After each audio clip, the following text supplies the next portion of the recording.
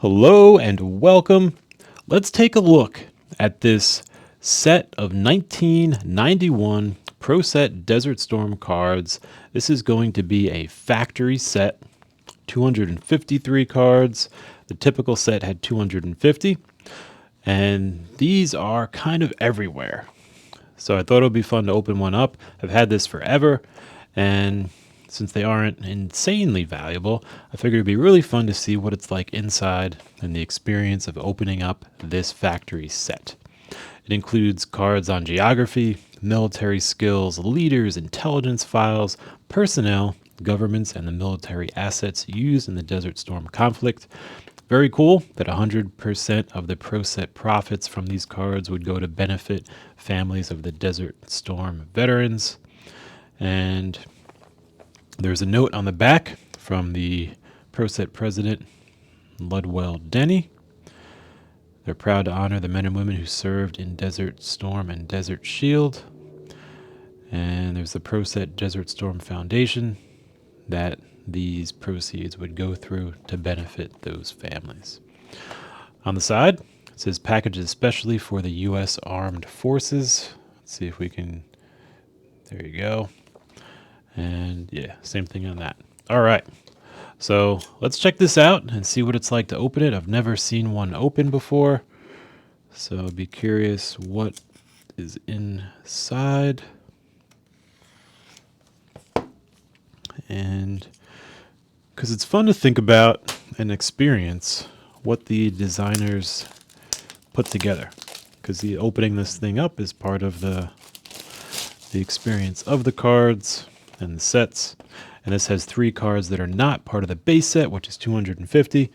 So we'll see what those extra 3 cards are. And here we go. All right. Very cool. So here is the inside of the box. And there was a couple sets. They made like an extra premium set. I believe around 5,000 copies were made, where in this center location is going to be an acrylic version of card number 250, which is the Peace Dove. So cool to see how this is oriented in here. So there's 3 different stacks, and it looks like there's a note in here. Let's see. Maybe let's turn them over. That's very cool. See, so that kind of experience I was mentioning, if you look on the bottom, it has these 3 holes, so you can very easily from the bottom push up a stack of cards and then pull that out. And so that's exactly what I love about opening these up and getting to experience that firsthand. Never would have guessed that, never would have assumed that. So that's why we're doing this. And the third one comes up. There we go. So there's the inside of that. Great design. And then let's check out the cards.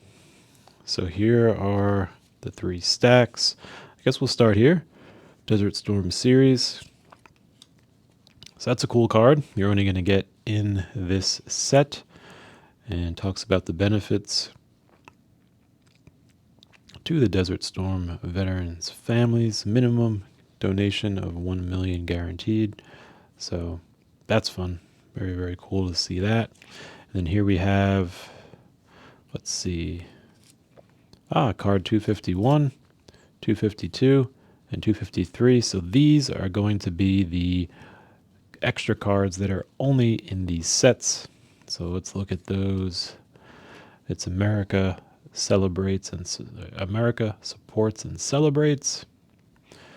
And if we look overall, now if you haven't seen these cards yet, the front has a border at the top and bottom. Usually there's a category like over here of what the card is in, and then a detail of what is on the card face. On the back, there's typically going to be a description of what's on the front, and often there's going to be stats and things like that about, whatever it is that is on the face of the card. So here we talk about supporting and celebrating the troops. And the job is done. It's party time. Here's the homecoming card, and this is number 252. And then the third set specific card in the box is Schwarzkopf addresses Congress very happily back home and talking about the dedication and efforts there. Card number 253. His speech there was on May 8th, 1991. So there's a look into the set specific special cards. And then here, let's see what we've got. This is new as well. A thank you card. The organizations whose contributions have helped benefit the veterans of Operation Desert Storm and their families. And ProSet, some details in the back. And for a free copy of the checklist, you could write to them in Dallas, Texas. So very cool one there. All right. So now it looks like, let's see, these are this way. I think this is card number 1 and 2. Yep. This is going to be 99. This is going to run to 178. All right. So these are in order 1, 2, and 3. So let's take a look through these. And so if you haven't had a chance to see the set yet, you can see it now. We won't go, we'll go pretty quickly. That way it doesn't take forever. Though it could be a fun way to get to experience this set if you haven't yet.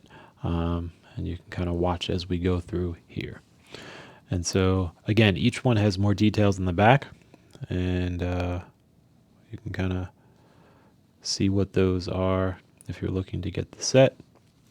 We won't go into the backs of every single one here. That would probably take ages of time. Though let's go through some of the fronts. So we pull these up. And we have Afghanistan.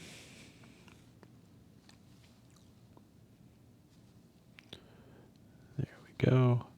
Argentina. Just want to make sure the focus is right. Australia. Austria. Baghdad. And so what's kind of fascinating about this set is all the different areas that it dives into in terms of the conflict, all the different countries that were involved, and then diving into the different forms of government. So you can learn a little bit about, kind of the social structures and how different countries operate and how they choose to run their areas. And that makes it really interesting to look at that depth because at the end of the day, everything from world conflicts to technology developments, it all comes down to people. And so when you understand a little more about the people, you understand a little more about, where they come from, what they're looking for, and essentially why things, are the way they are. And so on these cards, you get to learn a little bit about the geography. For example, looking at Hungary tells you how many square miles it is, the population, its language, predominant religion, the capital, the government type, and who the head of government at the time was. And so getting that perspective can make it a little easier to understand, why things are happening the way they did, and kind of how they evolved, and, the personalities, the social structures, and the motivations behind the, coalition and the different areas that were involved. And here we have geography. So now you could look at the logistics of where these countries were and even why certain ones were involved in the conflict, given their location, political history, and kind of technological developments, and also resources. Oil is a big one, a factor in that conflict overall. And here we have New Zealand and the country of Niger, Norway, and just geography there, Oman, Pakistan, and the overall Persian Gulf. And you can see all the different countries around there. And the more we know that, the more it becomes a little clear as to who was involved and why. And also in this set, we will be getting into not only the geography of the different countries, but also the different technologies, the different weapons and weapon systems that were used.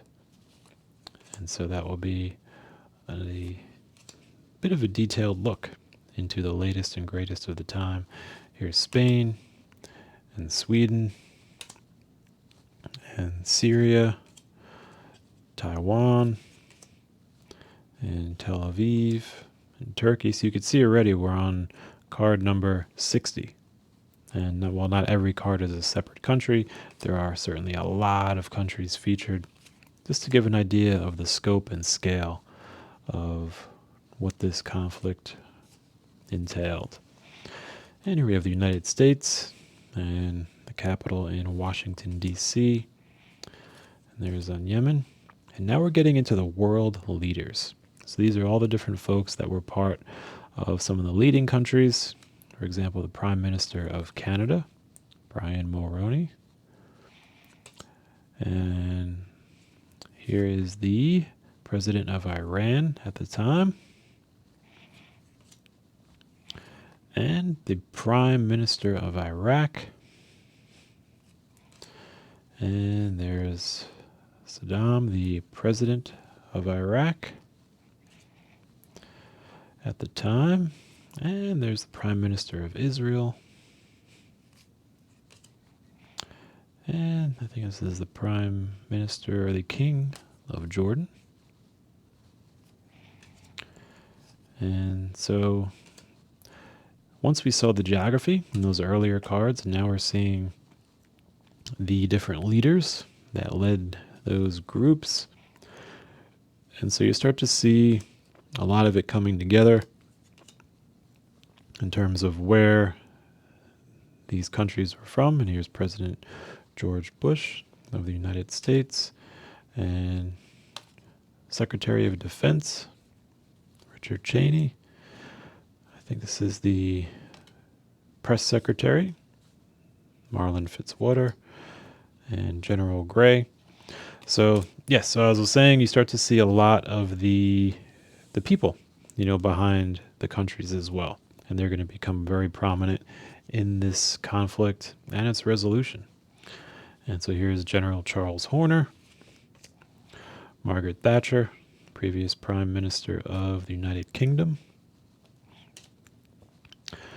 Admiral Frank Kelso II, General McPeak, General Neal, and General Colin Powell, and General on the Ground, Norman Schwarzkopf. We saw his card earlier when he was speaking to Congress in 1991. And now we get to look at some of the different country-specific items, their governments, their form of governments. Talks about what those systems are for the different countries, just to give a look into kind of how they operate, why. And here's the United Nations. Again, more United Nations. And the United Nations Security Council. And United Kingdom system of government. Here we have the Central Intelligence, Congress, and a card on the U.S. Constitution. And there's the Department of Defense and the Pentagon Building, one of the government structures in the United States, the judicial system, and the U.S. National Anthem. This card set was produced in the United States, so there's definitely more, details around the United States and its operations and its customs and culture. And we get into some of the personnel. Here are firefighters, like military firefighters, and military police. So just like most communities have, firemen, police, EMS, the military has their own groupings of those as well. Here's the chaplain corps. And now we're talking about more of the units, like the infantrymen. And here's the broad look, we have the Air Force, we have the Army, the United States Coast Guard, the U.S. Marine Corps, and the United States Navy. So as you notice, we'll start to get deeper and deeper, right? So those are the broad branches of, we had the government leaders of the USA, then we had the broad branches of the military. And so next we're going to go deeper and deeper into kind of those branches, the details, the armaments, tactics, things like that.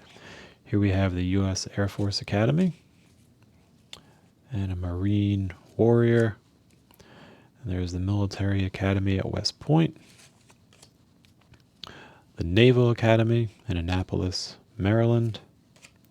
We got the Navy SEALs. And we have intelligence files on different technologies, amphibious assault, the Arabic language. And also on these cards, the bottom left designates with a flag what country, is most associated with the topic of the card. So here we have the Arab League and warfare approaches. Here's Christianity, intelligence file there. And we have chronology of events, conserving energy, dog tags, donating blood. Here we have Islam and journalism,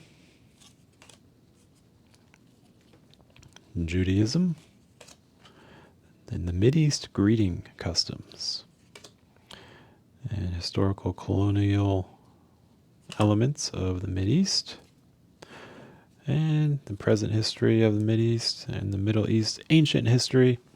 And so I won't, as we look at these, it's interesting to think about all that goes into preparation for a conflict like this. Really understanding, the ancient history of a culture, where they're coming from, where their people are coming from.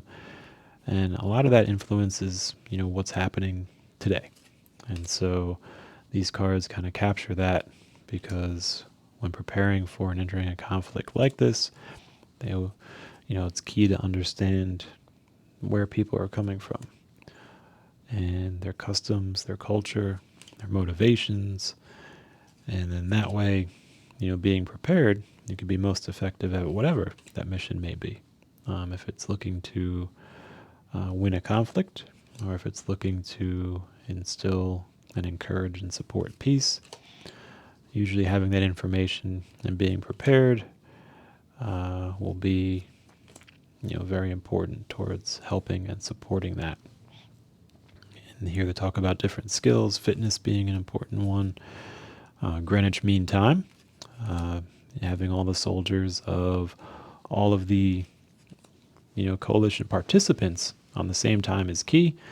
And that way you're working from that commonality. Here you have health and hygiene, inspection, and latitude and longitude. So we are flying through. We are 2/3 the way through. And here's the Army and Air Force Exchange Service. That's a setup there out in the desert. And we've got map reading, definitely a key skill for navigational aptitude. Women in combat, military time. Again, it's important to be on the same time. We got moon phases. And then navigation, different radar systems. Noise, light, and litter discipline. So soldiers in battle, it's important to keep an eye on their profile in terms of if they're seen or heard, or wanting to not be seen or heard. Here's an interesting one on range. It has the Dallas Cowboys football stadium at the time, and it just essentially is 100 yards. And so often, soldiers will track, and assess distance in their operations. So that gives us folks who are more familiar with maybe football distancing a perspective of what 100 yards is and what they may be having in mind when they're assessing distance. This one's an interesting card. I wanted to specifically call this out. They're recognition cards. And essentially, these cards, the armed forces use flashcards to learn to identify friendly and enemy aircraft and armor at a glance. So by basically memorizing the profile of the vehicle, then they can quickly tell if it's a, friendly vehicle or an enemy plane or tank or something like that. And so soldiers had flashcards that they essentially studied to learn that. And these military training cards served as an inspiration for the Pro Set Operation Desert Storm card set. So really cool to see that these actual military cards in some degree inspired, this Pro Set set that we are looking at. And so cards do have utility, and I think we have some of that utility, in looking at these. Can be a really fun way to learn about different aspects of history, technology. For example, if you're interested in, these fighting ships, and you can look at different statistics like displacement, length, armament, speed, crew size, and just a little bite-sized info, right? So if you really like the ships, you can do that. If you like learning more about the individuals and the leaders, you could do that. If you're more into the geography. So that's one thing I really like about this set, is it's kind of like a free-form way for whoever's looking at it to kind of learn the way they want to learn and focus on the things that they find, most intriguing or interesting. And from that, you kind of get a glimpse into this moment of history and a pretty significant, influence on the structure and the dynamic of the world at the time and pretty much since. So here we have some fighting ships, the Farragut class destroyer, and here's the hospital ship, and here's the Knox class frigate, another fighting ship from the United States, and the Newport class tank landing ship. You can see that out in front. The USS America, what a name for an aircraft carrier, military asset fighting ship. And we have a cruiser and the destroyer.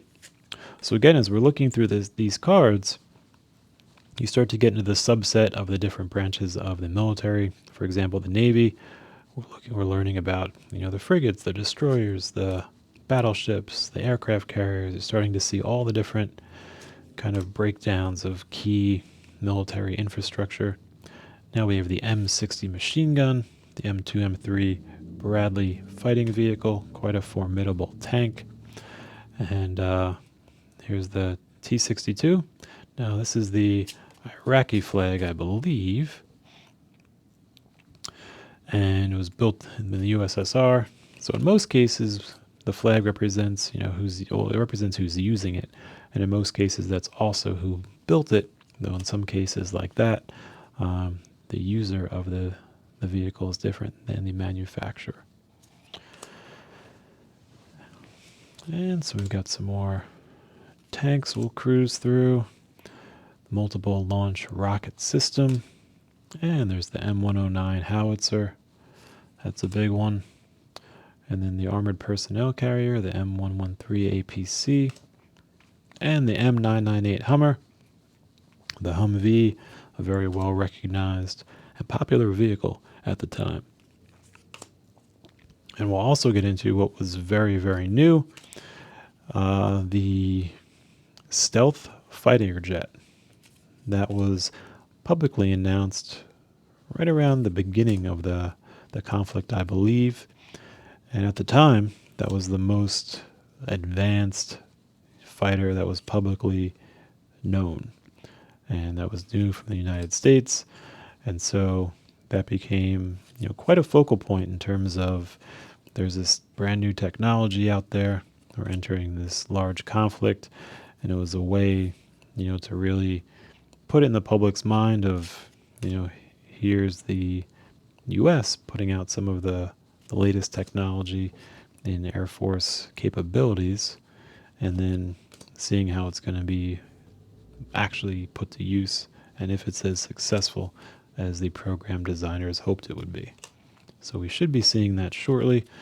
And that was I believe it was the F-117, but we'll get to that in a moment. Right now we have the F-15 Eagle, a classic fighting jet, the F-16 Fighting Falcon.